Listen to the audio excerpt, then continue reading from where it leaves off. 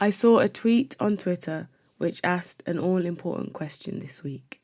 To paraphrase, why did Jamaicans have to bring bun and cheese into the death and resurrection of Jesus on Good Friday?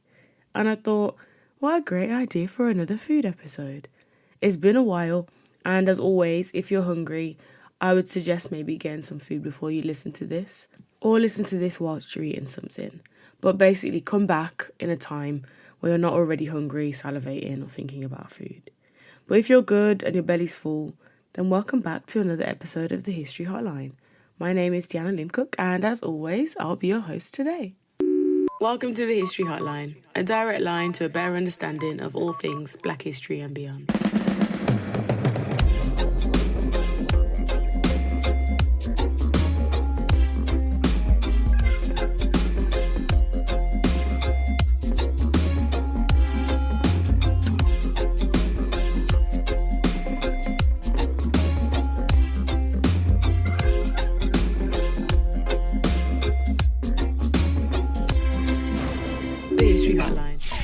Now, before we get into the full story, the full history, and it's a somewhat disparate history, if that's the right word for it, of bun and cheese, I will first tell you what exactly bun and cheese is.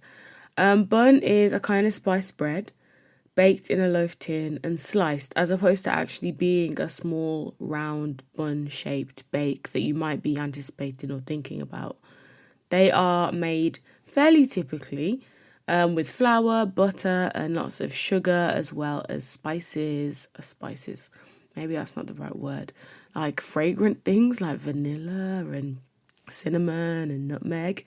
And they also, which is a bit less typical, have molasses in them, which gives it the dark brown colour, as well as the sweetness. And it uses Guinness or a similar stout as the raising agent. The flavours are rich and fruity. Bun should contain raisins and sometimes cherries too, but I've noticed depending on where you get your bun from, the raisin to like loaf and dough ratio can be very poor. I like a lot of raisins. Homemade bun definitely tastes better as the smell wafts around the house and into the room when it comes out of the oven. It is simply to die for.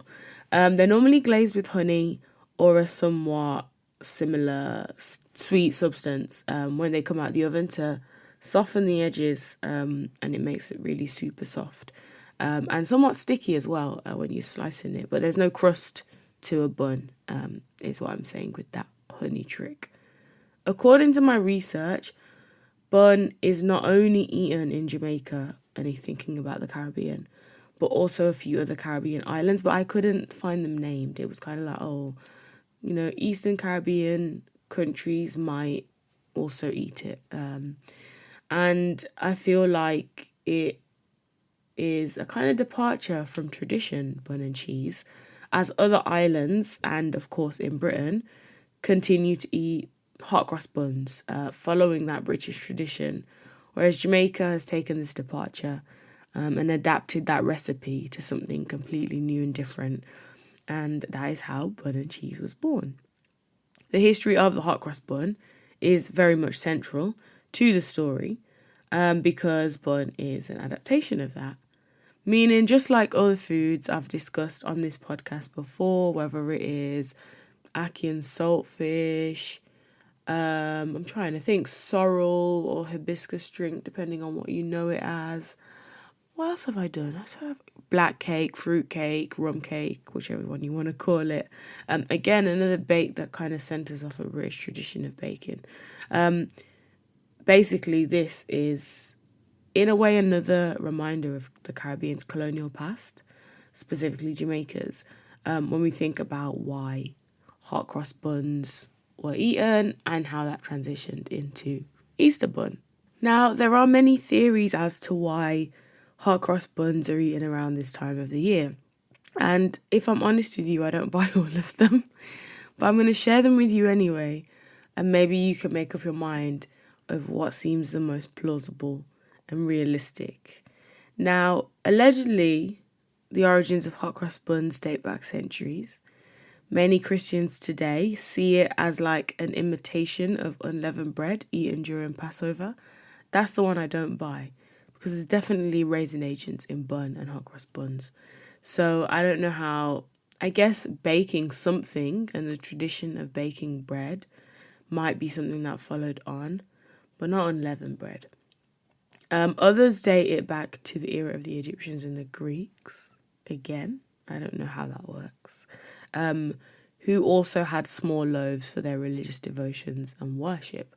So I guess we're thinking about the history of baking in the context of a religious practice. I guess that is not too difficult to conceive and to think about. A story that comes up a lot when I have been doing my research about these hot cross buns is that the cross on the bun represents the crucifixion, hence the time of year that they're eaten. But also I have seen something about the Romans having a cross to represent the 4 phases of the moon because it quarters the bun. And then that developed into an interpretation of the crucifixion and the cross that Jesus died on. So hot cross buns also date back to the story from 1361 when a monk named Father Thomas Rockcliffe began this tradition of giving hot cross buns to the poor in St. Albans, and I think there are some sources that suggest this is the case. And Protestants considered this a Catholic tradition and attempted to stop the practice. And then later down the line, Elizabeth I passed a law permitting bakeries to sell them only on festivals such as Easter and Christmas. And this develops into a song which I definitely heard either at school or growing up, about hot cross buns, 1 a penny, 2 a penny, hot cross buns. I'm not really sure where I heard it, but that's definitely something that jumped out when I read it in an article about hot cross buns. I was like, that sounds really familiar. But essentially, hot cross buns have been a part of the British kind of Easter story and the Easter food history for a very long time. And whilst it might be hard to kind of pin down and pinpoint that exact moment where hot cross buns become, an Easter tradition and a staple within Easter festivities, it is a fact that hot cross buns do pop out around this time of the year. In the supermarkets and wherever else. And I've noticed actually hot cross buns are starting to get a little upgrade. Should we call it an upgrade? Flavors. I've had an apple hot cross bun, apple and cinnamon. I've had chocolate, a double chocolate hot cross bun. I've seen all kinds of flavors of hot cross bun. And maybe that is just exactly how the Jamaican bun developed over time. People started adding their own flavour, adding their own twist, and that tradition eventually sticks. Hot cross buns are very popular across the English-speaking Caribbean. Obviously another clue to its colonial legacy, because if it was popular in other parts of the Caribbean that were colonised by others, then you could probably link it to more recent Caribbean traditions. However, it is very closely associated with the English-speaking Caribbean. In Trinidad and Tobago, they are typically eaten without filling. In Guyana, they're often filled with cheese, which is really interesting. And I also wonder where cheese comes into the story. Jamaicans eating their bun also with cheese. In my humble opinion, bun needs no cheese. I just think it's perfect as it is. However, I do understand, and I do still sometimes eat it with cheese, because there's that flavour combination of the saltiness of a cheese and then the sweetness of the bun, and it just cuts through, and it makes for a very convenient little sandwich situation that also satisfies a sweet tooth, because it is a sweet sandwich even though it's got the cheese inside. Some people put butter on their bun as well. Bun, butter and cheese. Some people just have it with butter. Some people toast the bun. I've seen that as well. Not a fan of toasted bun. I do prefer it just on its own. Bun originally, as most bakes do, start off as something that's made in the home, but it's now supplied by big commercial bakers in the Caribbean year round. You can pick up a bun any time of the year in Britain as well as Jamaica. And it just shows, I think, how the diaspora have carried this food with them. It can easily be located in the Caribbean, of course, in the US, in Canada and Britain. You can get whole loaves, you can get the like mini ones that kind of are a meal in themselves, in like single packets, or you could buy the whole one and you take it home and slice it up. But I think the fact that it's something that Jamaicans have carried with them as they've migrated all over the world is really important to the story of Easter, as well as migration histories and histories of the Jamaican diaspora. Now, I came here to answer the question of how bun and cheese came to mark Jesus' death.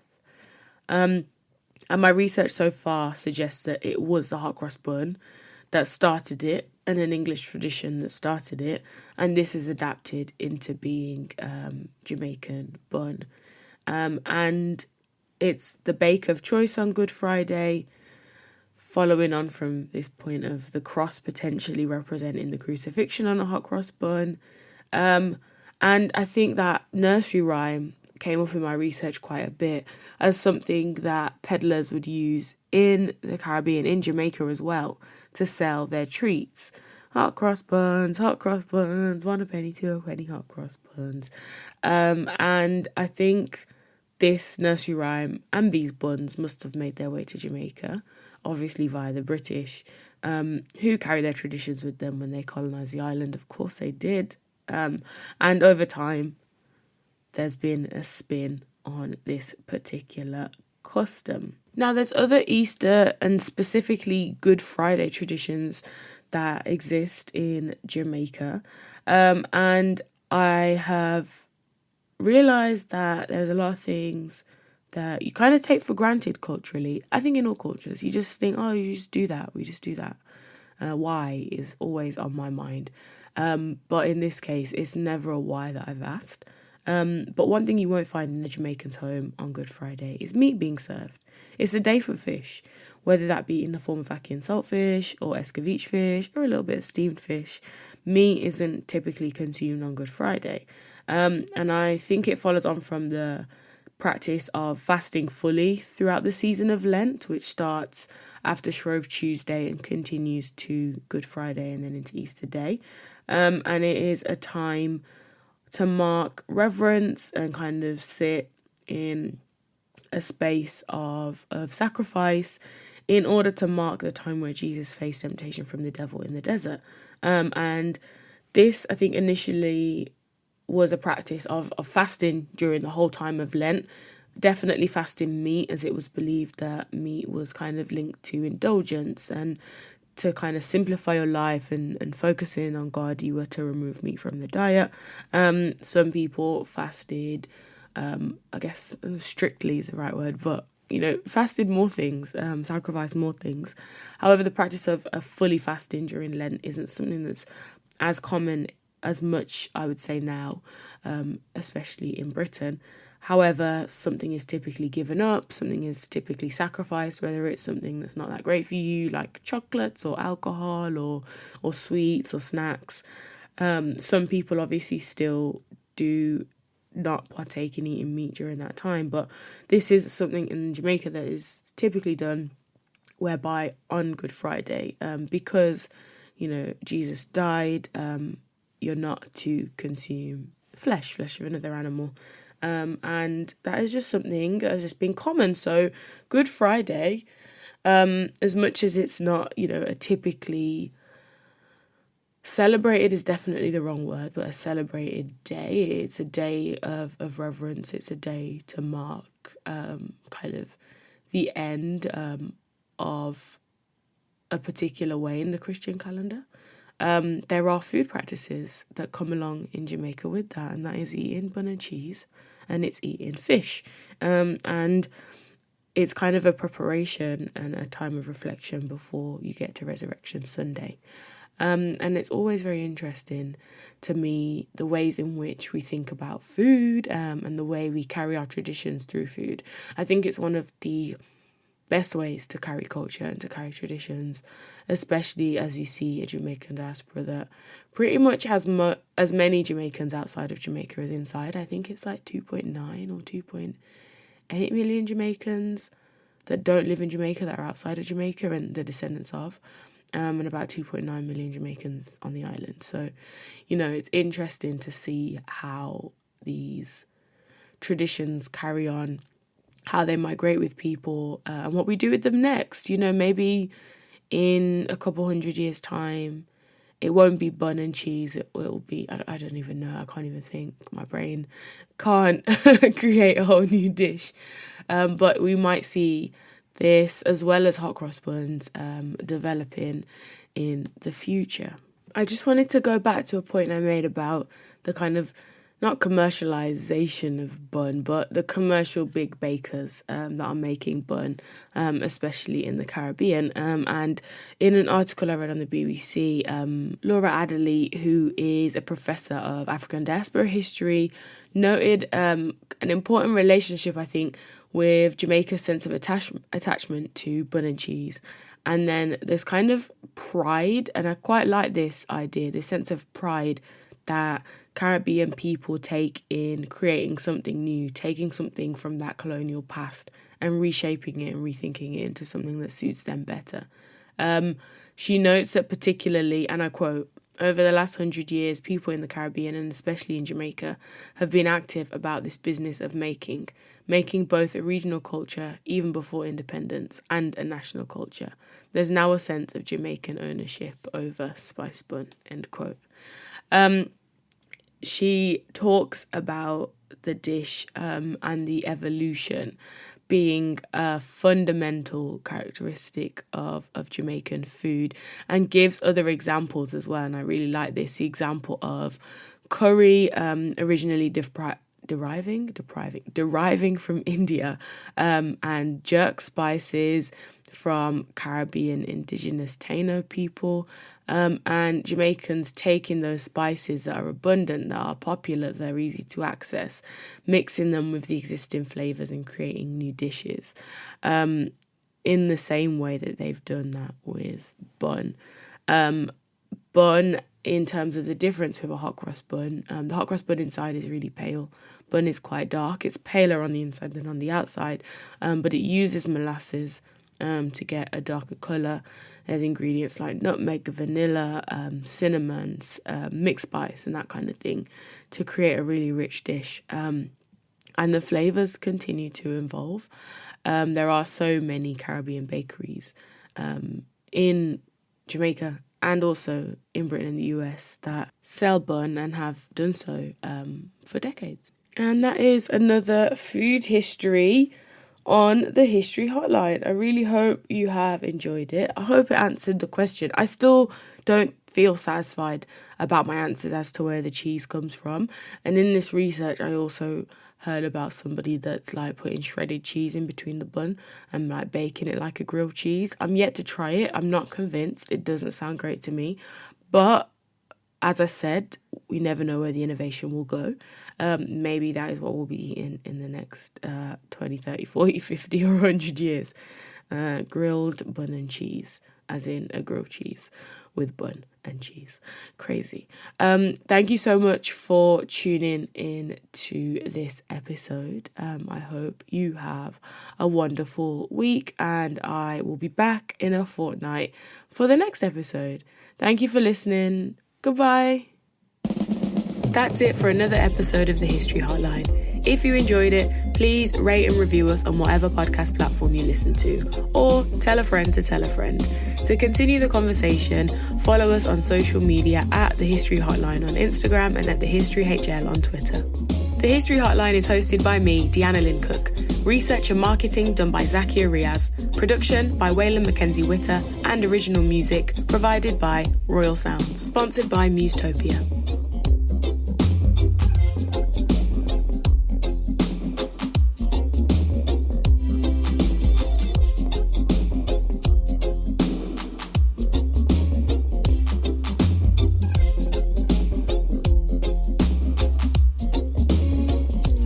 The History Hotline.